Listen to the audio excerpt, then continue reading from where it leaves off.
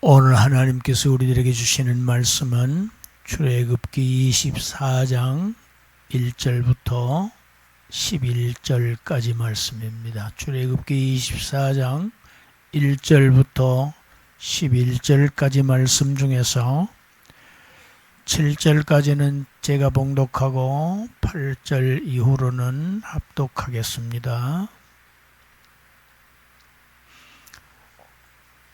또 모세에게 이르시되 너는 아론과 나답과 아비후와 이스라엘 장로 70명과 함께 여호와께로 올라와 멀리서 경배하고 너 모세만 여호와께 가까이 나아오고 그들은 가까이 나오지 말며 백성은 너와 함께 올라오지 말지니라.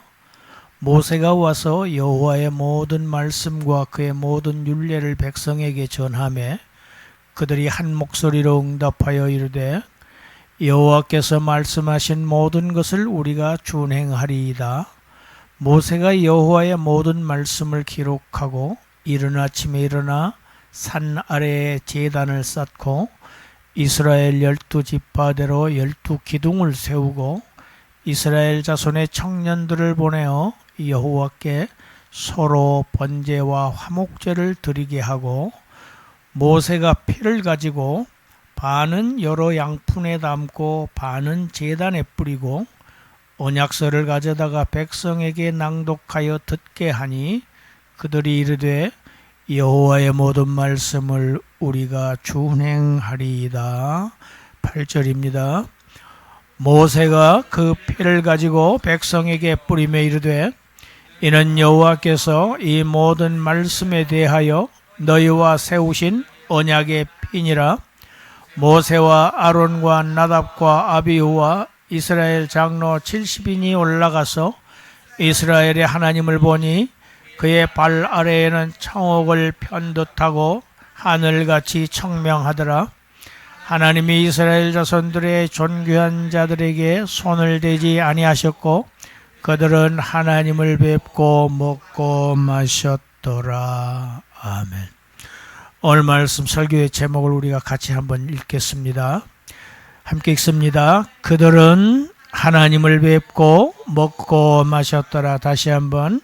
그들은 하나님을 뵙고 먹고 마셨더라.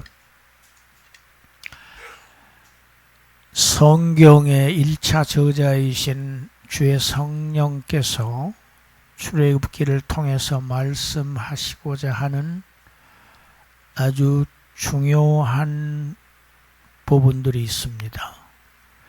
그 부분들에 집중하기 위해서 출애굽기 22장, 23장을 건너서 24장으로 넘어갑니다.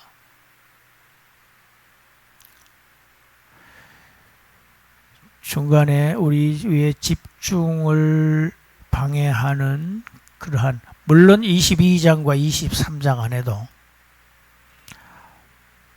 많은 교훈이 들어있고 영적인 심오한 진리가 들어 있습니다. 그러나 출애굽기에서 주제로 다루고자 하는 그 핵심적인 주제에 삽입된 내용이 반복이 되면 우리가 가는 길을 잃을 수가 있습니다. 그래서 22장, 23장을 건너서 24장을 오늘 설교를 합니다. 하나님께서는 모세와 함께 아론, 그리고 아론의 두 아들인 나답과 아비후, 그리고 이스라엘 12지파에서 뽑힌 백성들의 대표 70명의 장로들, 어른들이죠. 그들을 하나님 자신이 임재하신 그 산으로 부르십니다. 그들을 부르셨지만 하나님은 모세만 가까이 나오게 하시고 다른 이들은 하나님의 임재에 접근하지 못하게 하시고 아마도 멀리서 경배하게 하셨다. 경배한다는 얘기는 경배하다, 예배한다는 의미입니다.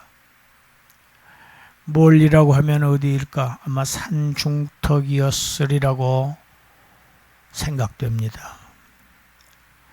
모세는 산에서 여호와께서 자신에게 명하신 모든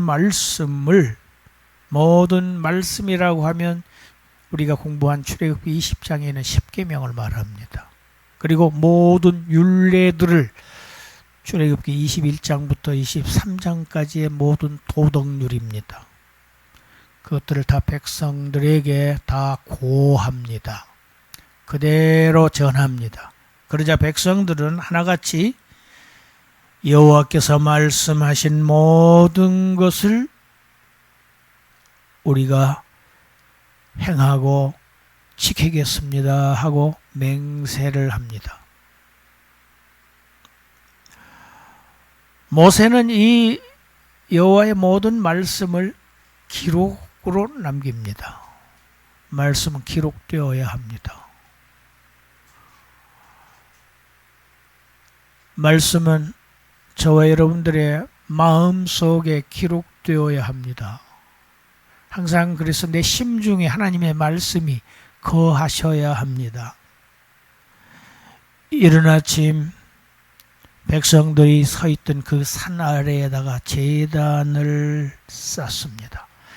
제단을 왜 쌓느냐? 제사 드리기 위한 것입니다. 그리고 12지파의 수대로 12기둥을 세운 후에 청년들을 보내서 소를 제물로 삼아서 번제와 화목제를 드리도록 합니다. 아직 제사장들이 세워지기 전이기 때문에 청년들이 그 제사장의 제사하는 것을 역할을 합니다. 아마 이 청년들은 애굽에서 어린 양의 피로 살림을 받은 그 첫 아들들이었을 것입니다. 번제와 화목제는 모든 제사의 기본이 되는 제사입니다. 두 제사에 공통점이 있습니다. 반드시 피를 가진 짐승이 제물로 바쳐져야 한다는 것. 그러므로 인해서 속죄를 목적으로 한다는 것. 그 속죄의 결과 하나님과 불화했던 죄인들이 하나님과 화목되어지는 화목의 제사를 의미합니다. 하나님은 노아 언약에서는 무지개를 그 언약의 증표로 삼으셨지요. 아브라함 언약에서는 아브라함의 자손들에게 할례를 행함으로 언약의 증거로 삼으셨습니다. 이제 이 시내산 언약에서는 12돌을 세워서 언약의 증표로 삼으십니다. 이스라엘 자손의 후손들, 나중에 이 돌들의 의미가 무엇이냐고 묻거든 출애굽 이후에 하나님께서 하나님의 율법을 주신 그 사실을 이스라엘의 온 백성이 그 율법을 받았다. 하나님과 언약을 맺었다. 반드시 이 언약을 지키겠습니다. 하나님의 명령을 지키겠습니다 하고 약속을 맺었던 증거가 바로 이것이라고 설명할 수 있도록 후대를 위한 것입니다. 여러분, 우리들의 신앙은 우리의 후대를 위한 것이어야 합니다. 나 자신으로 국한되어서만은 결코 안 된다는 것을 이 12돌을 세운 의미가 증명합니다.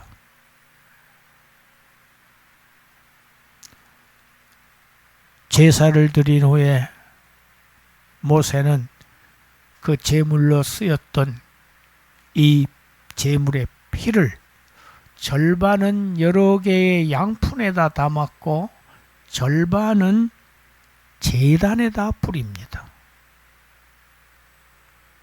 그리고 모세는 산 위에 올라가서 하나님께서 들려주신 모든 율법을 기록한 언약서를 백성들 앞에서 낭독합니다. 그러자 백성들 하나같이 여호와의 모든 말씀을 우리가 준행하리이다 또다시 맹세합니다. 백성들이 하나님 앞에서 맹세했습니다. 아브라함 언약에서는 하나님께서 타는 횃불이 쪼개진 짐승 사이로 지나가면서 하나님 자신이 맹세했던 것과 대조되는 장면입니다.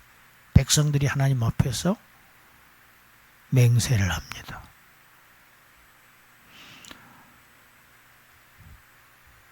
모세는 양푼에 남았던 그 피를 가지고 백성들에게 뿌립니다. 그 백성들은 조금 전에 언약서에 낭독한 그 내용을 듣고 우리가 여호와께서 우리에게 명하신 모든 말씀을 우리가 준행하겠습니다 하고 맹세했던 그 백성들에게 그 피를 뿌립니다. 그리고 말합니다. 이것은 여호와께서 이 모든 말씀에 대하여 너희와 세운 언약의 피니라. 같이 합시다. 언약의 피니라. 하나님께서는 백성들과 약속을 하십니다. 계약을 맺으십니다. 언약을 하실 때 무엇으로 그 언약을 세우십니까? 피로 언약을 세우십니다. 이렇게 선포합니다.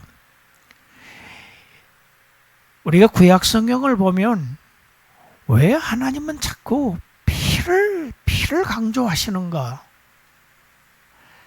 계속 피가 강조가 됩니다. 도대체 이 피에 어떠한 중요한 의미가 들어있기 때문에 하나님은 피를 좋아하시나? 이런 오해를 할 수 있을 정도까지 피가 계속해서 언급됩니다. 이 피의 의미를 설명한 것이 레위기입니다. 우리 레위기 17장 14절 우리 같이 읽습니다. 모든 생물은 그 피가 생명과 일체라. 피는 곧 생명입니다. 피가 흘려진다는 것은 생명이 죽었다는 것을 말합니다. 피와 생명은 일체입니다. 피가 뿌려진다는 것은 한 생명이 죽었음을 정확하게 말하는 증거입니다. 모세가 백성들에게 피를 뿌리면서 이것은 언약의 피니라 이렇게 말한 것은 이 언약은 바로 그의 피로 세워진 피로 맹세한 언약이다. 이런 이야기가 됩니다. 피로서 맹세한 언약.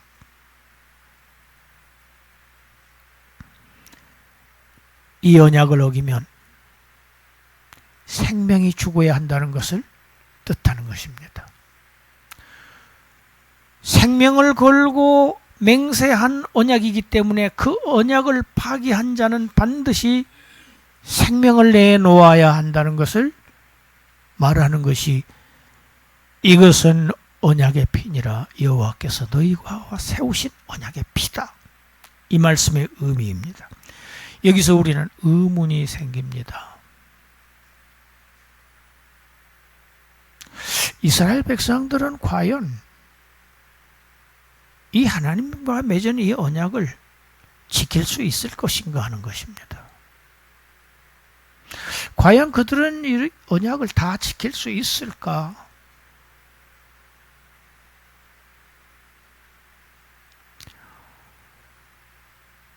출애굽기 저 후반부에 출애굽기 32장에 가보면 모세가 시내산에서 하나님으로부터 율법을 받아서 내려오기도 전에 산 아래에 있는 백성들은 이미 금송아지를 만들어서 내가 우리를 애굽에서 구원해낸 신이라고 예배를 하는 장면이 나옵니다.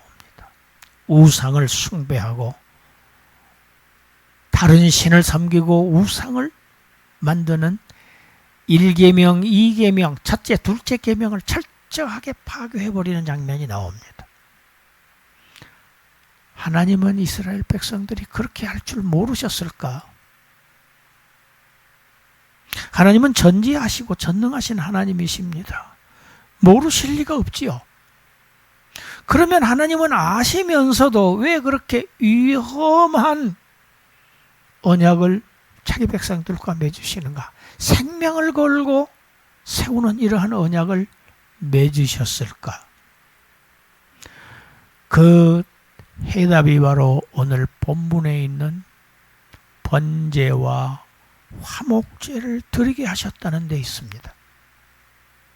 제사에 있습니다. 모세는 번제를 드리고 화목제를 드렸던 그 제물의 피를 그 절반은 제단에 뿌렸습니다. 제단에 뿌렸다고 하는 의미는 그 제단에서 드린 제단을 정결케 함으로 인해서 그 제단에서 드려진 그 제사가 하나님께로부터 만족하시다는 답을 얻을 수 있게 깨끗하게 거룩하게 되었다는 것을 의미합니다. 그리고 나머지 절반을 백성들에게 뿌렸다는 것은 그 백성이 그 제사에 드려진 제사의 결과로 인해서 무고한 한 생명이 피를 흘리고 죽음을 통해서 그 죄의 결과를 담당함을 통해서 그 백성들이 대신 정결하게 되어서 그 백성들을 하나님이 받으실 만하게 되었다는 것을 말하는 것입니다. 히브리서는 이렇게 말하고 있습니다. 히브리서 9장 22절 우리 같이 읽습니다.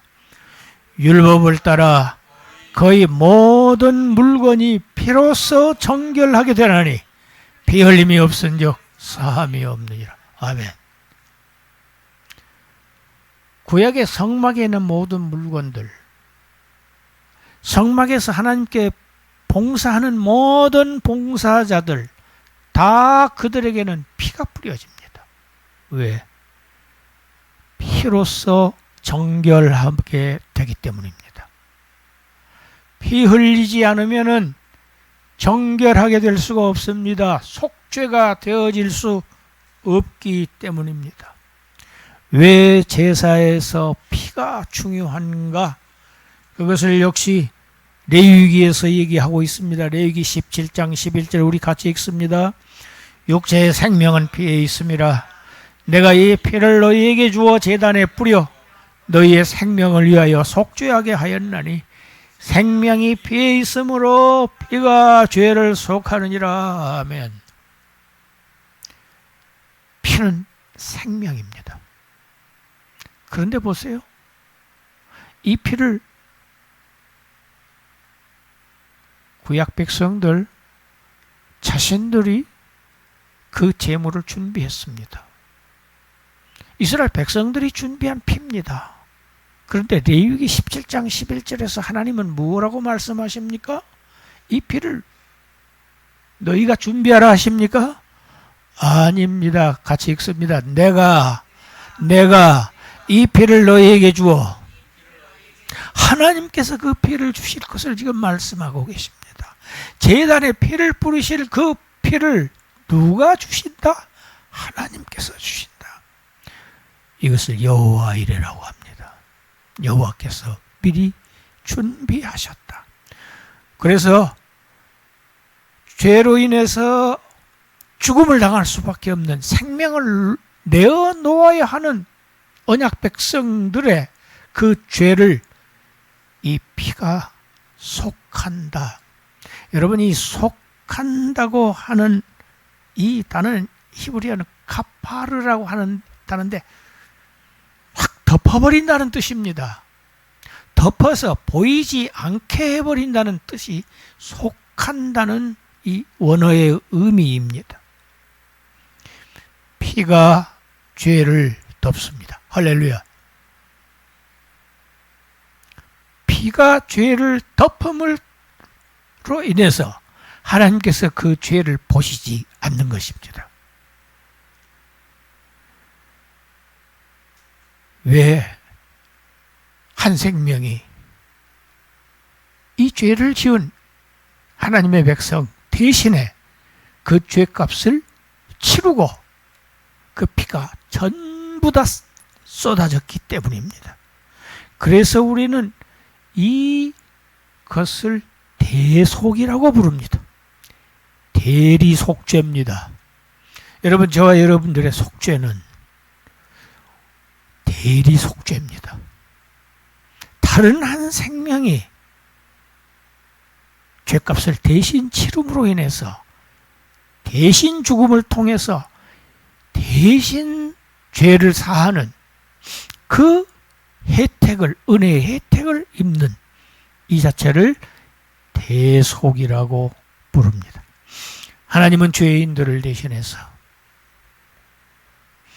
한 다른 생명, 죽는 그런 대속의 제도를 이 언약 안에 넣어 두셨다는 사실입니다. 그래서 이것이 바로 언약의 피니라 모세가 얘기하고 있는 겁니다. 이스라엘 백성들이 모세가 이스라엘 백성들에게 뿌렸던 이 다른 생명의 피, 제단에 뿌려졌던 이 다른 생명의 피는 곧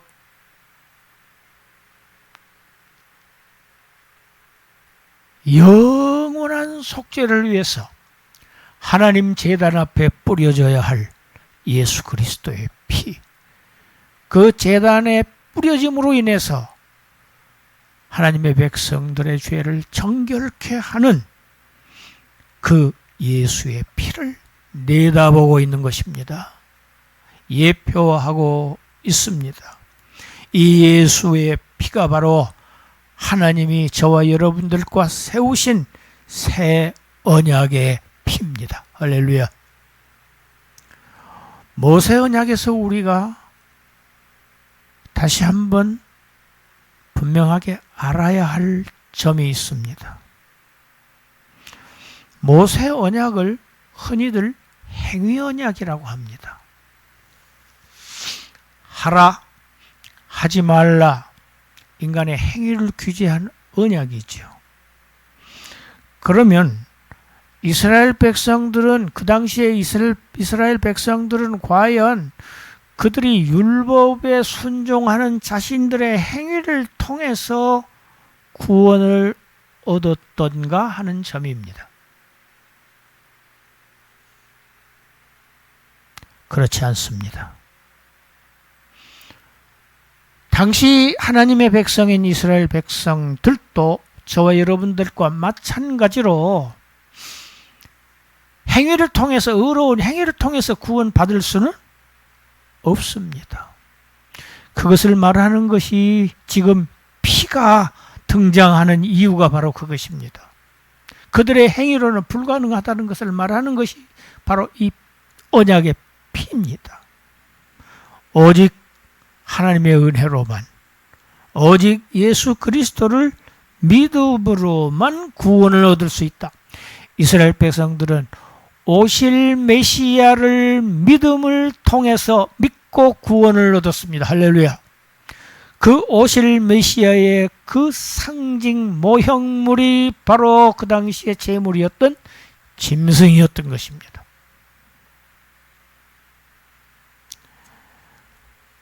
그 내용이 히브리서 9장 15절에 있습니다. 우리 히브리서 9장 15절 함께 읽습니다. 이로 말미암아 그는 새 언약의 중보자시니 이는 첫 언약 때 범한 죄에서 속량하려고 주구사 부르심을 입은 자로 하여금 영원한 기업의 약속을 얻게 하려 하심이라. 자 보세요. 새 언약의 중보자이신 예수 그리스도, 그 그리스도는 언제 범한 죄에서? 첫 언약 때 범한 죄입니다. 이스라엘 백성이 시내산에서 받았던 그 율법을 그들은 다 지킬 수가 없었어요. 그 죄에서 속량하려고 죽으신 분이 누구시다? 예수 그리스도입니다. 예수 그리스도의 피는 구약 모든 성도들의 죄를 다 덮어버리십니다. 할렐루야. 심지어 아담 이래 모든 하나님의 택한 백성들의 모든 죄를 오직 유일하게 그분의 피로 다 덮고 다 정결하게 씻어서 하나님 앞에 죄 없다 하시는, 죄 용서의 은혜를 받게 하시는 피라는 사실이 히브리서 9장 15절입니다. 첫 언약 때 범한 죄까지도 예수 그리스도의 피를 통해서 정결함을 얻게 하시기 위해서 주님이 십자가를 지셨다는 겁니다. 고대 언약에서는 언약의 의식이 끝나고 나면 대왕은 작은 소국들의 분봉왕과 그의 신하들을 초대해서 이제 우리는 한 군주와 한 백성이 되었다고 하는 축하연을 벌였습니다. 이제 대속의 피가 제단에 뿌려지고 대속의 피가 이스라엘 백성들에게 뿌려져서 하나님의 백성들의 죄를 그의 피로 덮어서 그들이 이제 정결한 백성들이 되었습니다. 언약을 체결해서 언약 백성들이 되었고 언약 백성들이 된 그들을 이제 하나님께서 산 위로 초대하십니다. 하나님의 식사에 초대하시는 장면이 9절 이하입니다. 9절 이하 다시 한번 읽겠습니다. 모세와 아론과 나독과 아비후와 이스라엘 장로 70인이 올라가서 이스라엘의 하나님을 보니 그의 발 아래에는 창옥을 편듯하고 하늘같이 청명하더라. 하나님이 이스라엘 자손들의 존귀한 자들에게 손을 대지 아니하셨고 그들은 하나님을 뵙고 먹고 마셨더라. 모세 외에는 아론조차도 나답과 아비후 이스라엘 장로들 산 위로 오르지 못했었습니다. 산 아래에 있었습니다. 근데 그들이 이제 산 중턱에 머물러 수밖에 없던 그들이 이제 모세와 함께 산 위 하나님의 임재의 장소로 올라서 그들은 하나님을 배웠고 하나님을 뵙습니다.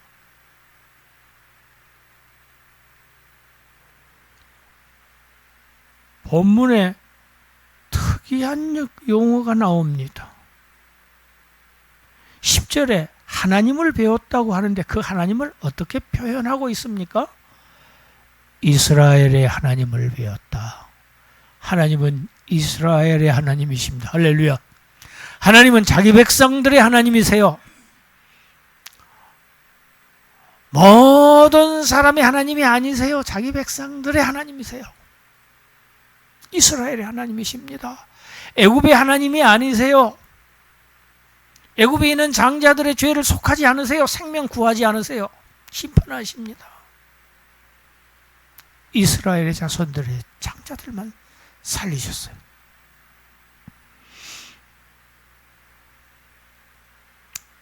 전에는 이스라엘 백성들, 하나님의 백성이면서도 하나님을 볼 수 없었습니다. 하나님이 경계를 정하셨어요. 그들과 거리를 두셨어요. 그런데 이제 경계가 없어집니다. 하나님 백성들은 이제 하나님을 봅니다. 할렐루야. 전에는 경계를 정하셔서 내게로 올라오지 말라. 올라오는 날에는 내가 그들을 칠까 하노라. 하나님은 무서운 그 병력으로 불화염, 불화살 그들을 쏘시겠다고 하셨어요. 그런데 지금은 모세와 함께 이스라엘의 대표들 다 올라오라. 내게로 올라오라.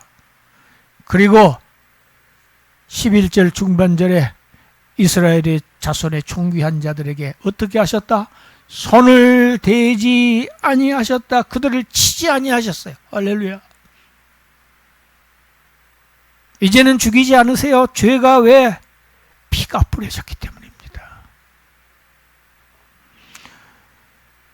전에는 하나님은 빽빽한 구름과 폭풍과 불과 캄캄한 흑암, 지진 가운데서 무서운 모습으로 임재하셨는데 이제는 어떻습니까?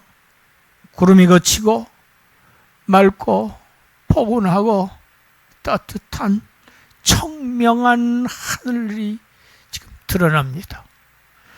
하나님의 발 아래는 창옥을 편 듯하고 하늘같이 청명하더라. 하나님의 발 아래 하늘이 있지요. 하나님의 영광이 임재하셨다는 겁니다. 여러분, 이 장면은 신약성경 마태복음 17장의 구약의 변화산이라고 할 수 있습니다. 변화산에서 모세와 엘리야 그리고 예수님의 세 제자들 주님의 영광을 보지요. 해같이 빛난 영광을 봅니다. 구약의 변화산입니다. 이제는 구름이 활짝 걷혔습니다. 컴컴한 어두움이 없어요.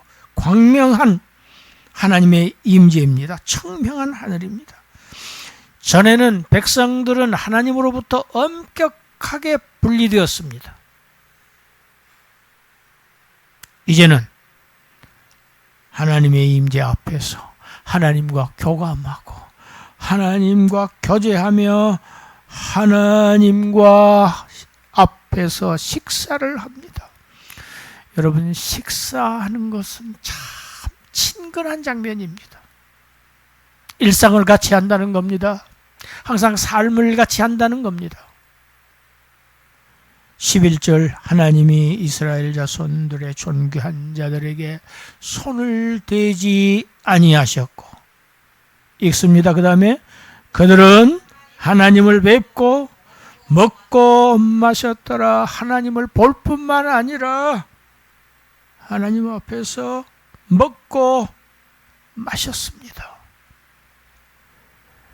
예수 그리스도의 살과 피를 먹고 마신 자들, 항상 하나님 앞에서 하나님의 이 식사, 이 잔치에 항상 손님으로 동참합니다. 할렐루야. 아주 중요한 말씀이 신약성경 끝에 있습니다. 우리 요한일서 1장 1절부터 4절까지 우리 읽어보겠습니다. 태초부터 있는 생명의 말씀에 관하여는 우리가 들은 바요, 눈으로 본 바요, 자세히 보고 우리 손으로 만진 바라. 이 생명이 나타내신 바 된지라. 이 영원한 생명을 우리가 보았고 증언하여 너희에게 전하노니 이는 아버지와 함께 계시다가 우리에게 나타내신 바 되니시라. 우리가 보고 들은 바를 너희에게도 전하는 것은 너희로 우리와 사귐이 있게 하려 함이니 우리의 사귐은 아버지와 그의 아들 예수 그리스도와 더불어 누림이라. 우리가 이것을 쓰면 우리의 기쁨이 충만하게 하려 함이라. 할렐루야. 이제 하나님은 더 이상 무섭고 두려운 하나님이 아니십니다. 그 무섭고 두려운 심판, 저주의 심판을 자기의 독생자에게 내리셨기 때문입니다. 그의 은혜로 저와 여러분들은 이제 하나님을 아빠, 아버지라고 부를 수 있습니다. 아빠라고 부를 수 있어요. 우리 같이 불러봅시다. 아빠. 아빠 크게 불러봐요. 아빠. 50이 다 된 딸도 아빠 그래요. 얼마나 친근한 이름입니까? 거리가 있습니까? 이제는 우리와 교감하시고 항상 우리와 교통하십니다.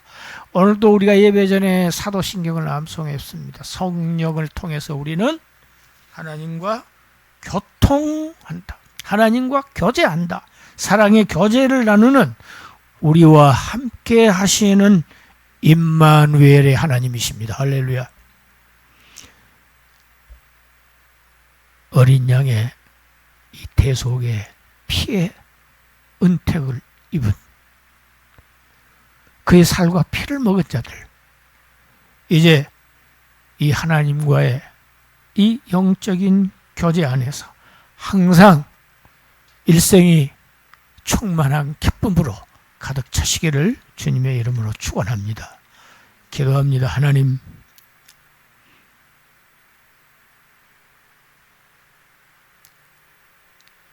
이 언약 안에 속죄를 위한 번제와 화목제를 함께 넣어두시고